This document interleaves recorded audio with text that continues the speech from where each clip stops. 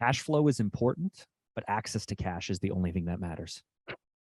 And I learned this really early on because guess what? I started my little business and then the 2009 recession came and I survived. And then COVID came. And if you asked me before COVID, if I could lose 70% of my revenue and I could go from 24 staff to 5 staff and we could like have to get rid of like, go from doing 180 projects a year to like 25 kind of thing. Like there's no way I would have been able to tell you in 2019 that my business would survive.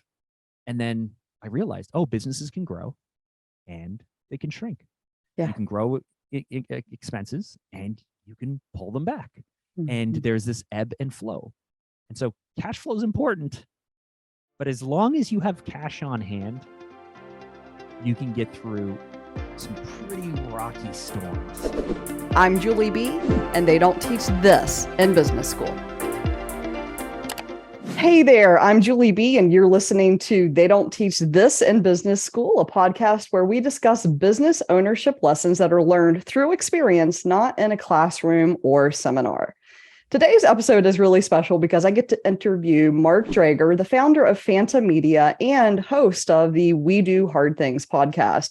Mark and I have a lot in common because we've actually taken very similar journeys on our own business experience. So I know we're going to have a really good conversation. Really looking forward to this. Mark, thank you for being on the show and welcome to They Don't Teach This in Business School. Julie, thank you. I am so excited to be here because as you mentioned, you know, we've had the chance to speak a few times. And the more we learn about each other, the more like, I think we might be like somehow living in parallel universes or something. I think in the multiverse. Yeah, absolutely. I think that you and we're definitely on parallel paths for sure. Absolutely. So why don't you just tell us a little bit about yourself and your business? You've got a lot going on, but just share who you are and what you have going on, Mark. Yeah, sure. So back in 2006, when I was 23 years old, imagine this. So Julie, I'm married. My wife and I got married really young. She was 21. I was 22. We have our first daughter. And the week my daughter is born, I decide, you know what? This is the perfect time for me to quit my job. I'm the only person making money. My wife isn't working because she just finished college. I was like, this is the perfect time for me to quit my low-paying job and start my own agency in 2006. And so in 2006, I started Fanta Media, the agency that I still run today as a video production company. And I know you started your marketing agency, back in 2008. So for those who may be younger or may have forgotten, back then, the internet seemed to be booming, but there was no social media. Streaming videos like YouTube hadn't even been purchased by Google yet.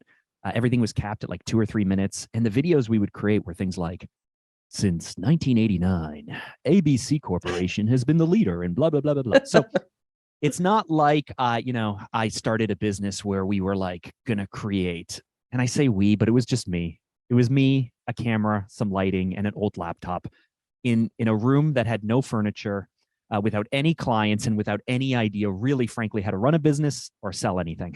I was like, This is the perfect time to start. Of course. So, over the last 16 years, a lot of lessons learned. Spent the first 4 or 5 years trying to figure stuff out, survived the Great Recession. I figured out how to sell something, and then we were able to turn what we were doing into marketing into advertising. I was able to grow the team. Before COVID, we had 24 full-time staff, around 2 million in revenue. And we were doing national commercial campaigns with the NBA. We were being flown to the Caribbean to shoot commercials with airlines. And we had grown this company, this agency, from this really small thing, making some really bad corporate videos into a pretty big creative production company and brand strategy agency. So, and we've talked about this, but I want to get some of this on the actual episode. So you're doing that, COVID hits, and now you're still doing that similarly to how I am working this out. But when did you start the podcast and the speaking career and all of that? Was that around COVID or was it before that? So I made starting as a subjective word in our world, I think, at this point. Yeah, it's so my first podcast that I ever did, I think, was in 2015 or 2014. It was called the Not So Corporate Podcast, and I spoke about what I knew, which Yeah. was how to run a production company, how to sell video, how to be the person that other video producers or directors or agency owners could turn to help launch their video production business. Because at that point, we'd been running a multi-million-dollar business for a few years, and you learn some things along the way. But what happened was I always treated I didn't realize that along the way, as I built my agency, I didn't really build it properly. I mean, I was 23 and Yeah. I was like, I got to get to like 1 million revenue. And we just scrambled and we just delivered and we did really good work most of the time. And we tried to be the best we could, but not a lot of structure, not a lot of operations. And so it's like, I spent all of my world, all of my time around entrepreneurs, and yet all of my clients were corporate clients. I produced all of this content because I loved it, and yet none of the stuff we made in the agency was content related. And so my time with entrepreneurs, my time in mastermind groups, my time with peer mentoring, my time running a podcast or doing blogging or doing articles or even speaking or all of the stuff that today is like, hey, this is called content marketing.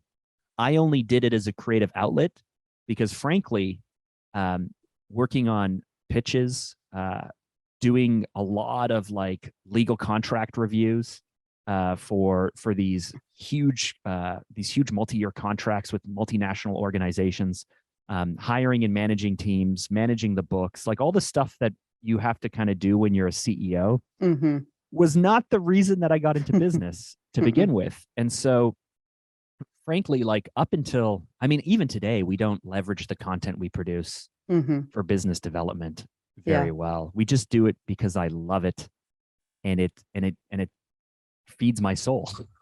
Yeah, I hear that. That's kind of what I went through, the same thing at Be Smart Social Media. I started doing videos, and it was more, I was talking so little about actually doing social media and so much about being a business owner, how to talk about what you do, leadership, and all of those things. And I was getting really good responses that when COVID came along, I had been looking for my next thing for a little while, knowing that I was kind of getting burned out with social media. And my friend actually started a podcast for me, and it just kind of, I don't want to say it took off, but it just felt, for me, it felt like I took off, if that makes sense. Like, it certainly did not take off. I mean, it took a long time for us to get to even the first 1,000 downloads, but I felt excited again to wake up in the morning and go to work, which I think is really, really important. So, my purpose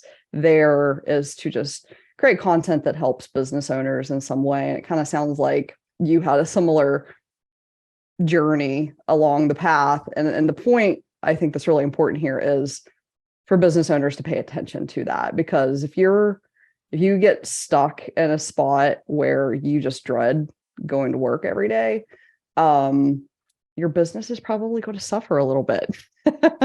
Yeah. And you know what? I used to do all of these mental gymnastics, and I still sometimes do, to rationalize to my team why I'm spending time on the things I'm spending time on, why I'm spending resources on it. And I'll try and figure out ways. And I used to do this, for example, me and my, so I'm a visionary in my agency, my integrator, Louis. A bunch of years ago, I came up with this idea where it's like, I want to do a YouTube show. We'll call it the pre-roll challenge. You know, on a YouTube video, how you have like 4 seconds to skip it? Yeah.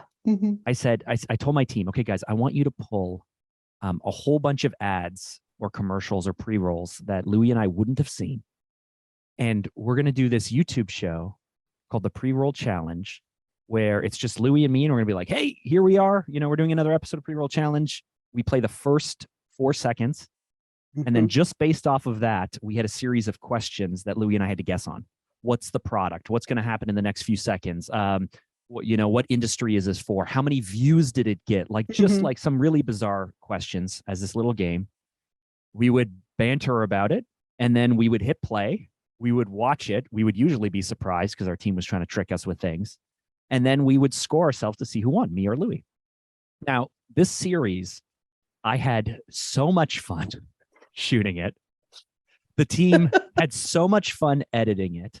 I think we did like 30 episodes of it or something. Mm-hmm. But my friend Evan Carmichael, who some people may know is a big YouTuber, he has a Mm-hmm. few million subscribers.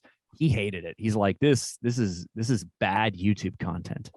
This is not strategic. My team would go like, Mark, why are you like doing this? And frankly, I had a lot of fun and Mm-hmm. I really liked it.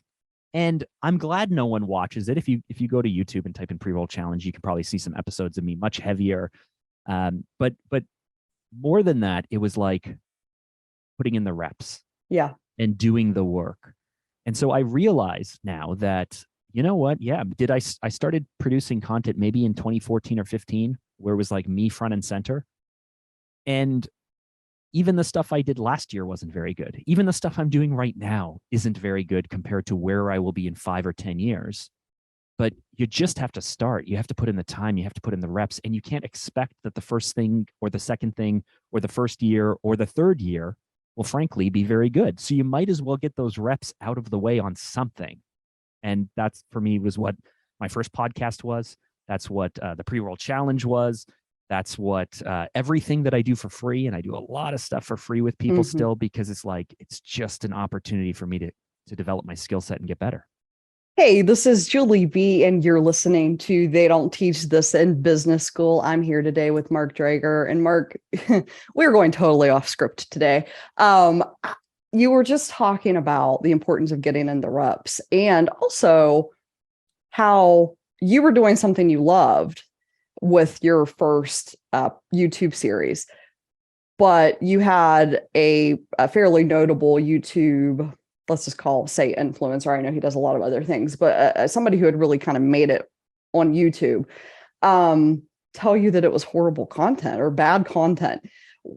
How did you take that feedback, and like, what did you do with that feedback? I'm just curious. Well, I mean, one, he's just like, this is stupid. Don't do this. It's terrible. If you're going to put your time into it, put your time into something good. And I'd listen, but I wasn't doing it for strategic reasons. Earlier, I said, I used to bend over backwards to try and justify why all of these things made sense. And I realized at a certain point, the fact that I just want to do it is enough. Yeah. Yeah. Right. Like I want to do this. I don't expect this to be good. I don't expect this to go anywhere. I just want to do it for me. And then when it's time to do something more strategic, Evan, I'm going to knock on your door. I'm going to drop you a text. I'm going to say, hey, I want to do this. How do I make it as good as it could be? So Evan and I met because he used to run a mastermind group. And so I joined his mastermind group in 2007. Mm-hmm. I actually shot his very first YouTube video for him. So we've known each other for a long time. But Mm-hmm. but a number of years ago, Evan decided that he was going to do baseball cards. He likes baseball cards. Yeah. And he was going to run off a series of what he called Entrepreneur. This is from 2010. He was going to do Entrepreneur. They're called Hero Series. And what he did was he reached out to 50 different influencers and entrepreneurs, and he asked each of them who their favorite entrepreneur was. So he had to find the names, he had to find the people, he had to reach out to them. They were huge names, big people, and then he had to find photos that he could get the rights to, and then he had to print actual cards. He got the company who makes actual like baseball collector cards. He got them to print them. And what I'm holding is a limited edition one of Steve Wozniak. Yeah. It's like in glass. Steve is not my favorite entrepreneur. And on top of that, I think this is the dumbest idea in the world. And the reason I saved this is because when Evan said he was going to do this, I was like, I think it took him 4 months of his time. I'm like, you're going to spend 4 months on this? And Yeah. he's like, yeah, but I love it. Yeah. And I'm like, you're gonna really do it? He's like, yeah, and he just kept saying, yeah, but I just really want to do this. I'm just gonna do this. Yeah. And I could not find any reason why it made sense. Yeah. Again, I think this is the dumbest idea in the world, but I saved it to remind me of the lesson I learned, which is, one, Evan didn't care. He spent his own time, he spent his own money, it made him $0. But here's what's most interesting. Out of the people he had reached out to in 2009 when he was putting this together, 2010, an early Gary Vee was one of those guys. And a bunch of other people, Robin Sharma and a bunch of players. But a year or two later, when I guess 2011, 2012, when Gary Vee started blowing up on YouTube and other places, Evan reached back out to him to do a collaboration. And Gary remembered him. from this card, from this series, from this thing he did for fun. Hmm. And so, you know what? Like sometimes you just need to do things because it fires you up and it gives you the energy you need to do the things that you have to do that you don't want to do. Yeah. Sometimes you don't even realize how these things are going to pay off down the line. And so I save this card here mostly so I can look at it and be like, okay, let's not be quite so judgmental about everything all the time.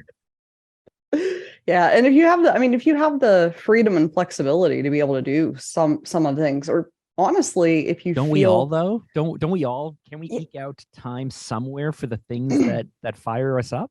I believe so. I think that the more we do that, the better we are, just kind of across the board. This reminds me of the conversation you had with Amy Porterfield recently. I know you guys talked a lot about passion, and I kind of agree with. I found what she said interesting, which, paraphrasing here, you don't necessarily have to start your business in your passion, but you really want to try to bring your passion into whatever you're doing in the business, is kind of how I would summarize that. And I think that, business cards or, sports, like baseball cards, whatever it is, like I am starting a whole new YouTube series called The Game of Leadership, where I'm going to interview former pro and collegiate level athletes turned business owners, because I'm just fascinated by how sports and leadership and business there's a lot of people that kind of go in that direction.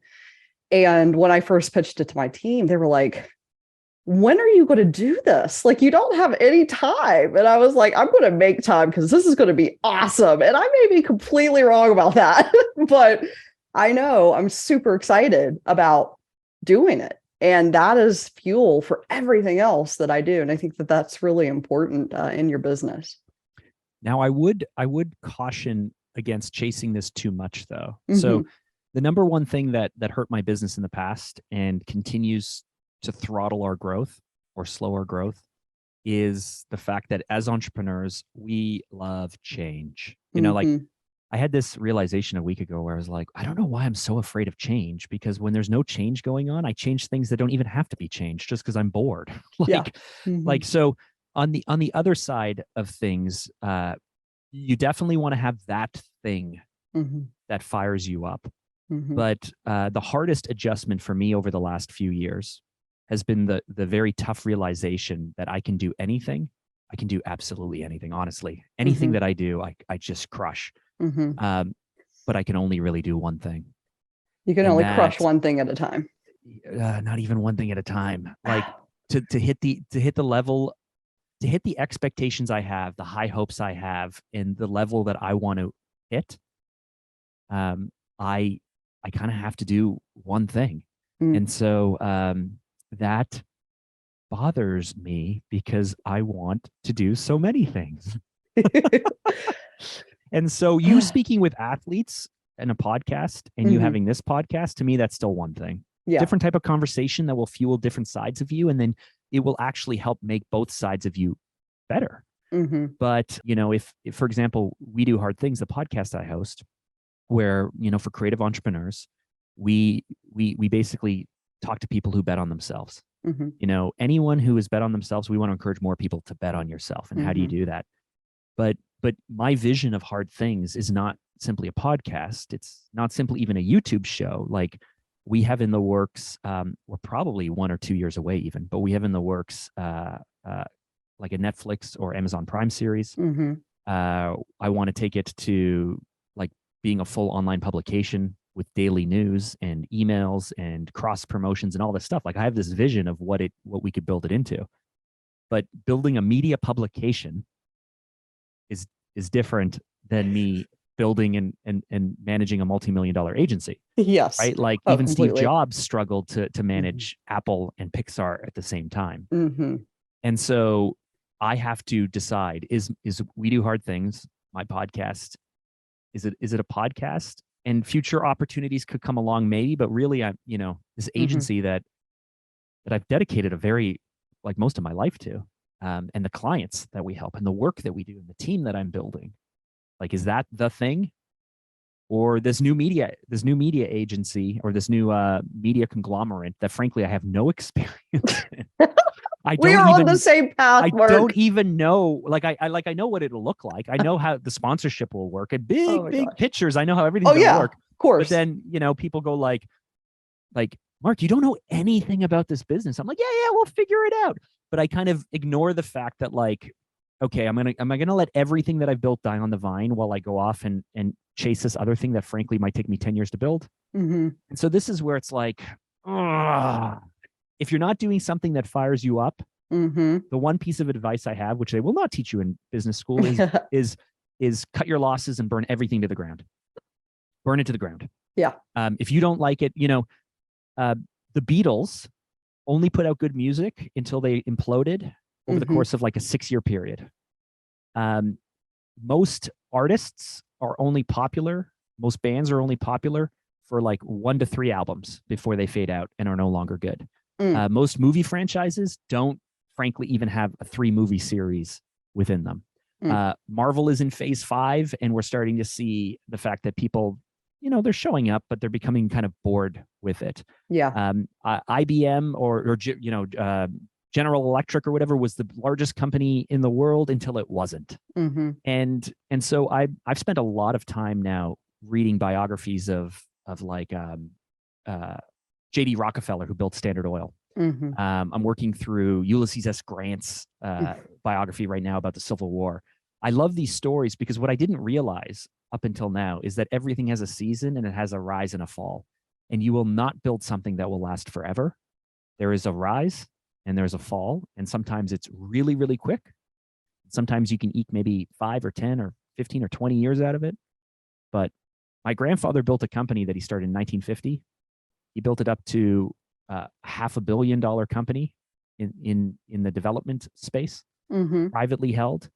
And the next generation has been stewards of winding it up. And I'm the 3rd generation, and there is nothing. It's not that there's nothing there for us, but the company grew and have fallen in their generation. Everything has a time. And so you can do anything you want, but you can only do one thing, because you got to go all in on that one thing. And we should not feel bad about if we're changing that thing to release ourselves from what we had, from what we had built, sell it, burn it to the ground, change it, do whatever you need to do. But you are the person who needs to keep going and keep reinventing and keep reinvesting. And so there's this natural ebb and flow. And so I have gotten a lot more comfortable in going like if I feel like Hard Things is done, I'm going to be like, cool. I'm not done being a host. I'm not done making content. I'm not done doing what I love. But maybe the podcast will wind up and maybe a TV show will start. Maybe the TV show will end and maybe a book tour will start. Like, I'm just going to keep going on whatever fires me up. You're listening to They Don't Teach This in Business School. I'm the host, Julie B., and I'm here with Mark Drager having a fantastic conversation and realizing we're living in something like the Marvel multiverse or parallel universe, if you will. But Mark, I was laughing because you were talking about media conglomerate. For like a year and a half, I was saying behind the scenes, we're building a media empire. I'm building a media empire. That's what's happening. It's a media empire. Like that's where this is going. I don't see any other path. And I've just started this year to actually say that a little bit publicly. And I think it's fascinating that, you're kind of saying the same thing. I am at the point with my first, my first company, not technically my first company, but my first real like adult grown up company, where I'm kind of like, we're going to have client work. I have there are great people over there who do the work. I love doing the leadership. I love the strategy part of it. But if someday, if even this year, if the media empire just takes off, I've gotten to the point where I would be okay saying, I love you and I'm releasing you, media marketing agency, because I'm going to go do this new thing. And I think that I see a lot. I mean, it took me, I've been working on this for like 5 years. I mean, this has been simmering for like about 5 years. And I'm just curious as to, I feel like when you say bet on yourself, that's the absolute best advice. And that's the advice that I'm constantly, so I actually say those words to myself. I'm going to bet on me. And my wife says that to me, bet on you. We always bet on you because it's the best bet we can make. How has that shown up for you, and how do you kind of embody that every day, specifically for in your life? Well, I've only realized, I've done the podcast now for 2.5 years. We Do Hard Things. It's my third podcast. I've been in this business for a very long time, and I could never really articulate it. It's like I would tell people like, oh, I'm enamored with courage, and I love people who like are willing to stand up and say what they want and face fears and overcome doubts and take big swings. And I would use all this language until I realized, like 3 weeks ago, I went for a walk and I was like, I just love it when people bet on themselves, because there's nothing else. There's nothing else to this. Now, how do I do that for myself? I don't know if I do that very well, honestly. Here's the secret for anyone. Maybe it's the world's best known secret, but we all create stuff for ourselves. Right? Like if I'm interviewing someone and I'm having a conversation with them, the questions I'm asking actually reveal more about me and what I'm going through than the guest or even my audience. And if you talked about Amy Porterfield, she just released a great new book, 2 weeks notice. If you go through that book, it reveals things that she worked through. Or so, like, yeah, these are the things that the audience or her clients or whatever should know. But every keynote is what the person just worked through. Every book is where they were 18 months ago in their life. And every podcast interview I have, every piece of content I put out is frankly, even the agency, Phantom Media, even our agency, our services are the services that I wish someone would just come along and help me with. And so I don't know if I am very good at betting on myself. And yet I've always naturally done that. So the I don't know. I don't know if I have a clean answer for you yet. I'm sorry. No, it's well, first of all, I'm like, are we actually related? Because I feel this is actually my third podcast, and I use the phrase swing for the fences and swing away a lot. Like that became a mantra last year in my company. But I get what you're saying. I feel like sometimes we don't know what betting on ourselves looks like until we get to the moment where we need to actually do it, if that makes sense. Like I talk a lot about how, and something I realized last year is how you can't really define success. I mean, I will say you shouldn't define success solely based on the goals you want to achieve, because for high achievers, as soon as you achieve a goal, it's like, what's next? And you're never going, like, I got to the point where, I mean, I literally got a book deal with the people who published Traction. And the next day after I signed the contract, I was like, oh, what's next? And so that was my moment you of hadn't even written the book yet. Yeah. I mean, that was my moment of realizing that, like, oh my gosh, I can't define success by goal achievement alone. And so there's something in there with, though, that what's next thing is how you continue to bet on yourself. There's something there. I don't have a clean answer either. It's just leaping and continuously jumping, even when there's not a safety net. I think that's how I bet on myself. And I drive, my employees crazy sometimes, but I'm like, this is how we're doing it. I don't work this hard without a payoff. Like that's just real for me. Well, and that's how I go about it. Yeah. So to me, betting on yourself would be being willing to extract yourself from, okay, so let's say you built a company and you find yourself like you or like me, where you're just like, I don't want to go into work. Betting on yourself goes like, okay, it's better for me to shed myself of this company I built, free myself of the cage, take the sacrifice, take the hit, even if it's a 2 or 3 or 5 year setback, to spend the next 10, 20, 30 years setting yourself up for success. Yeah. Betting on yourself means, you know what, I'm willing to do what others Like I'm willing to pursue what others can't see or others don't believe. I'm Mm. willing to carve out time in my schedule for the things that matter most to me, and I'm not going to have shame or guilt about it. You know, I'm going to invest and take the slower path to see small improvements over time, because I know in 10 or 20 years it's going to serve me better. And guess what? The clients aren't going to be there in 10 or 20 years. Mm-hmm. Your team, they won't be there in 10 or 20 years. Like in 10 or 20 years, all you have is you, the relationships that you've nurtured and stuck around with, and whatever fresh things are happening that will also come and go. And so it's just this, you know, it's a combination of a bunch of different things. But I realized that, like, oh, I'm the product. You know, I always think about product development or offer development or you know, R&D. I was always willing to spend money on making my offers and my products and my team better, but never myself.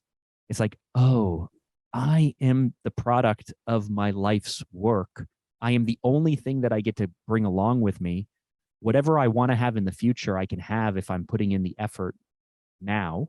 Mm-hmm. I guess I better do all of those things, right? No one Yeah. else is going to come along and do it for me. Yeah. And I feel like I want to ask you, I feel like you've already answered this, but I'm going to ask you to answer it again, because I think it's a summary of everything we've talked about. Mark, how do you define success? I know about the treadmill that you talk about, right? The constant achievement. So out of all the books that I've read, and I do love reading, it's actually one of my favorite things. Earl Nightingale, I'm not sure if you know that name or not, but he was a radio presenter in the in like the 40s and 50s. Yeah. And he has this radio speech has been turned into a transcription or a book. It's called I think The Strangest Secret. And it's actually what The Secret, that big book that blew up, is based on. And he describes success as the like healthy pursuit of a goal. If you have a goal and it fires you up and it excites you and you're working towards it, that means you are already successful. It's not about achieving the goal. It's not about how long it takes. It's not about how much money you have or the connections you have or any of those things. It's do you have a worthy goal that gets you up, that gets you moving, that excites you, that gives you, you know, Viktor Frankl talks about man's search for meaning and the meaning that you need to bring to the work that you do in the life that you have. If you have that worthy goal and you are simply working towards it, then you are already successful. Yeah. I think unless you have been on the journey of constantly seeking success, you can't, you're just not going to, that's not going to land yet with you. You've got to get to the point where you're like, oh my gosh, I'm just constantly chasing and I never feel successful. What am I missing? It's your success is in the journey, because that's where you learn everything. I mean, when you actually reach that goal, you've already been successful at learning so many things and you've grown so much. And that's the thing that I wish more business owners and entrepreneurs and everybody in general could see, like, could be proud of the journey that they have taken to do what they have done. Yes.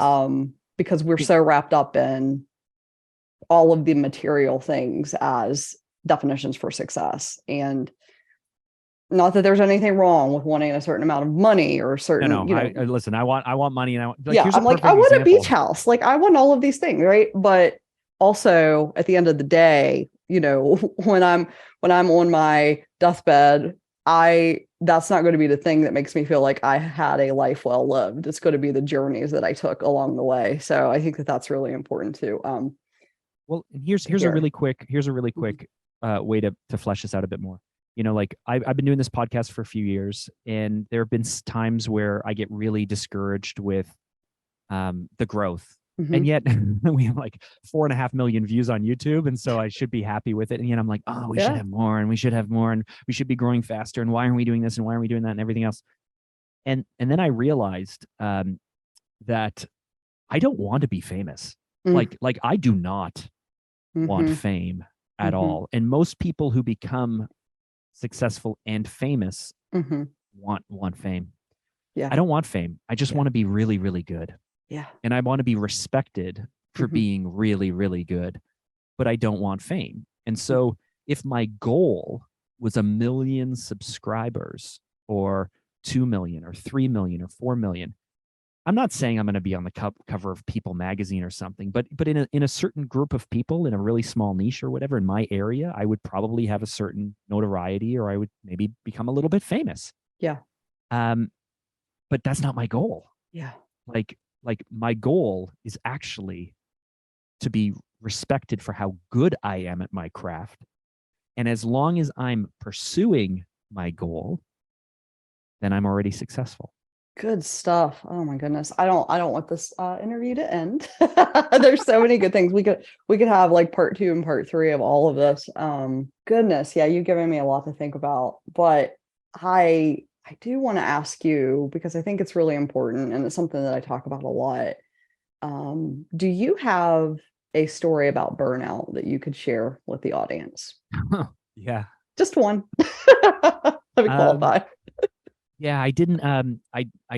So I talked about the fact that like, hey, we get bored. I love to change things. Mm-hmm. My son was diagnosed with ADHD, and as we were going through the diagnosis, I realized, oh, I probably pretty much had ADHD my whole life. Yeah. And not even realize it. Yeah. So in order to not have shiny object syndrome, I purposefully would shelve any new idea I had. Because it's just like, I already was doing enough corporate whiplash, and you talked about traction, right? Like I was already doing enough corporate whiplash and flipping us around, and we're going here and we're going here, and there's the next great thing, and let's go. I was already doing enough of that. Yeah. But I had a bunch of problems with my previous business. I didn't enjoy any aspect of the delivery process, which was fine, because I could be a CEO. I don't need to love the process. But I was delivering a product that I believed in for clients that I believed in, and solving problems I believed in. But just because you're good at it doesn't mean you should do it. Yeah. Just because people will pay you for it doesn't mean that you should do it. And so, gosh, by 2016, 2015, I was like, I need to change the business. And I had a whole bunch of reasons why. We need to increase our services. We need to do more and more and more. But frankly, it was because I was bored with what we were doing. And so my boredom led to me changing the business. Changing the business led to way more complexity. That complexity completely eroded our value proposition and what made us unique, which confused everyone of our clients and in the market. And while we saw an initial boost, like we doubled our revenue in the first year, it was not sustainable. And so by 2019, even before COVID, I was having panic attacks. The projects were getting bigger, bigger, and bigger. The team was, the payroll was over 7 figures. Everything was getting bigger and more complex and more stressful. And I was doing more things that I hated. We were making more mistakes. I was having to apologize to more clients. And month after month after month of frankly looking at what you're doing and working so hard and yet still being disappointed, constantly disappointed. Yeah. And it's not my team's fault. It's my fault. I steered the ship the wrong direction for too many times for too long, just hoping that like on the other side of scaling, it's all going to be great because I'll hire people who will worry about this and I won't have to anymore. That didn't work. And so COVID hit, our revenue dropped by 70%. Our team went from 24 people to 5.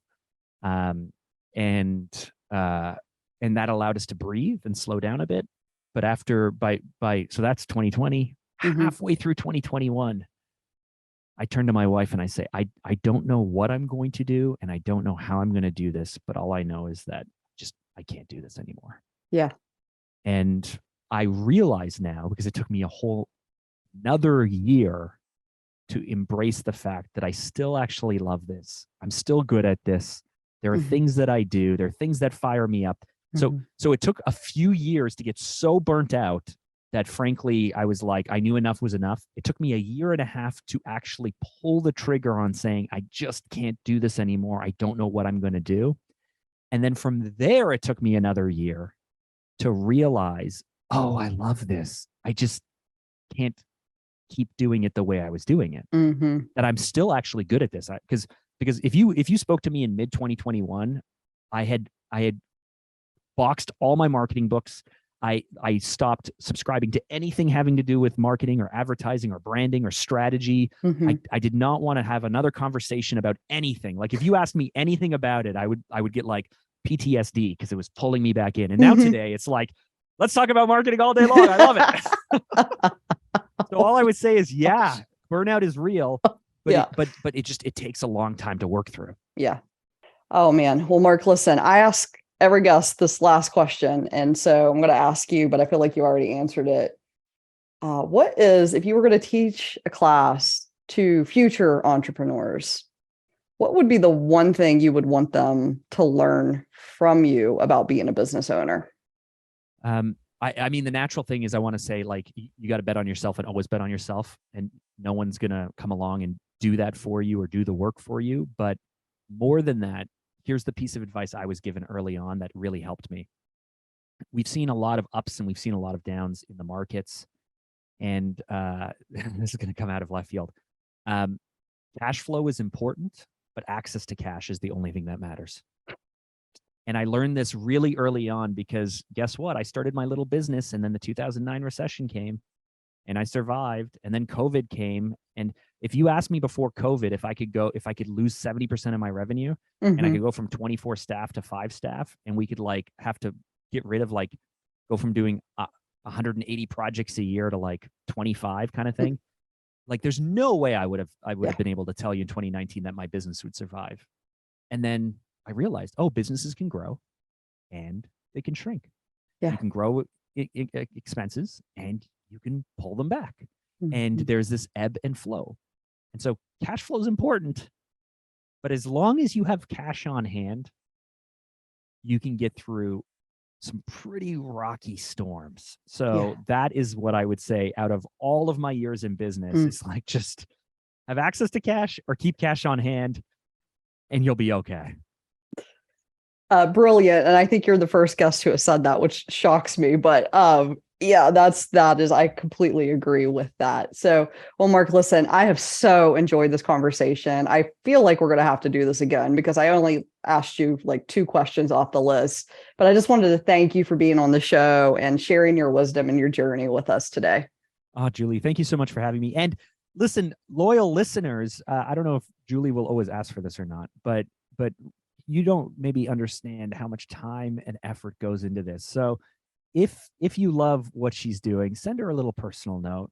Let her know your favorite episode. Let her know a moment that really stuck out with you, because those little moments, I'm gonna say this because we all need to hear this. Those little moments of audience members reaching out will light us up for the month. So drop Julie a really nice little note. I appreciate that, Mark. I actually print those out. I'm old school in that way. So when I get those, I print them out because I'm like, oh, this is so awesome. So absolutely. Well, that is it for this episode, but stay tuned because I'll be back soon with more lessons learned on the business owner's journey. I'm Julie B, and they don't teach this in business school.